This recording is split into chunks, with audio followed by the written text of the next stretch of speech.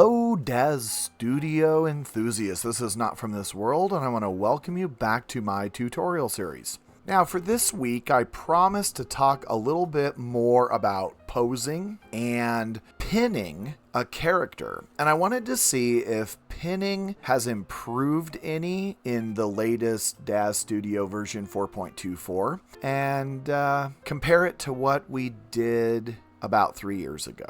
So I'm going to take Milika here and we're going to turn her into kind of a damsel in distress just to kind of show how pinning works. So I put her in a pose where she is chained in a basement, that classic kind of sexy damsel in distress. And what we're going to do is we're going to take and pin her wrists to this spot so that we can move her around and repose her to kind of show her movements. Maybe she's struggling, maybe she's getting ready to escape and she's about to break loose. And so we want to repose her. So pinning can really help save you a lot of time in posing. Now to pin, you've got to go to this little bone here in your menu.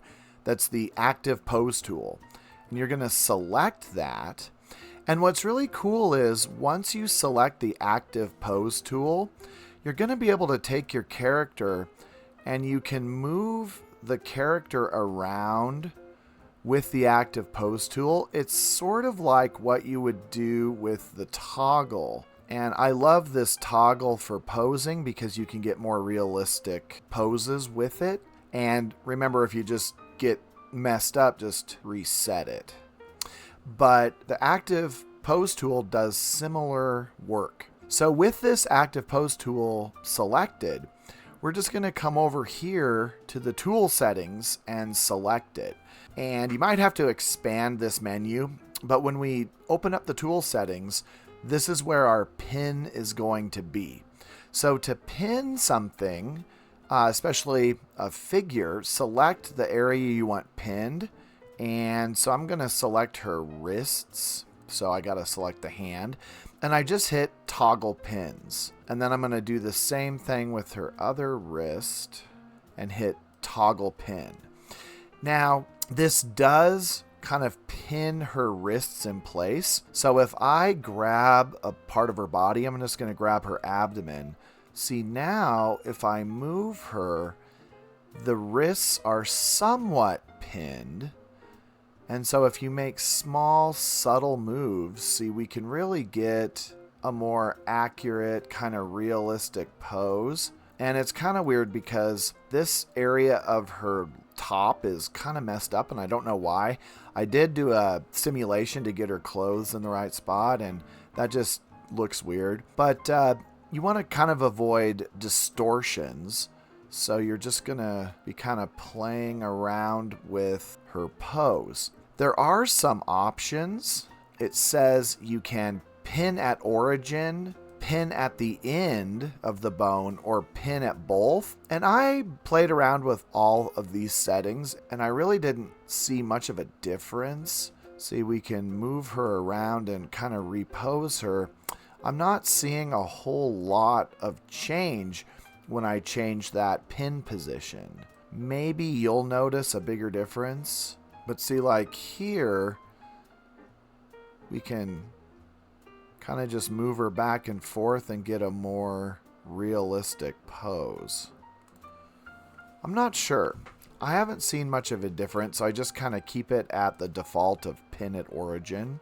We also have drag position. And it says drag at center, drag at origin, drag at end. And again, I mean, I guess these probably do something, but I am not seeing a whole lot of change when I change this setting.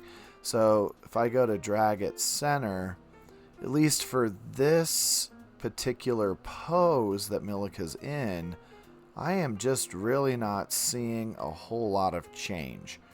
And then if I go to drag at end, let's see if we can notice any change. I just don't really see much of a change.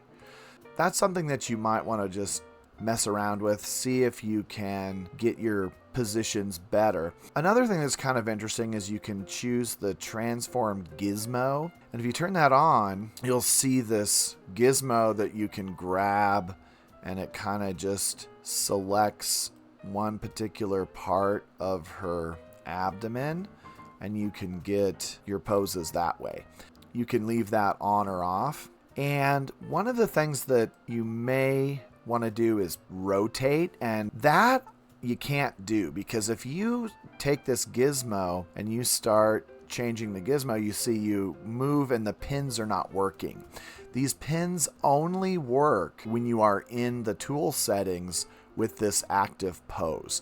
So don't try and pose your character with the gizmo or with by selecting a body part. See, if I select this body part and I move her, see, it's going to just move that like normal. If you want the pin to be working, you're going to have to work within this tool settings. And so what also is really neat is I can select different parts of her body and get different movements. So I was just selected the left thigh, and as I tried to adjust her, you can see that I'm changing the position of her legs as well as her upper body.